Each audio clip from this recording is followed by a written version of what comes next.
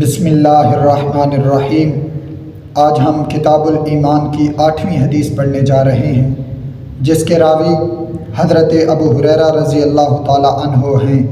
حدیث کے الفاظ: وعن ابی ہریرہ قال قال رسول اللہ صلی اللہ علیہ وسلم والذی نفس محمد بجدہ لا يسمع بی احدکم من هذه الامة یہودی ولا نصرانی ثم يموت ولم يؤمن بالذی ارسلت به الا کان من اصحاب النار۔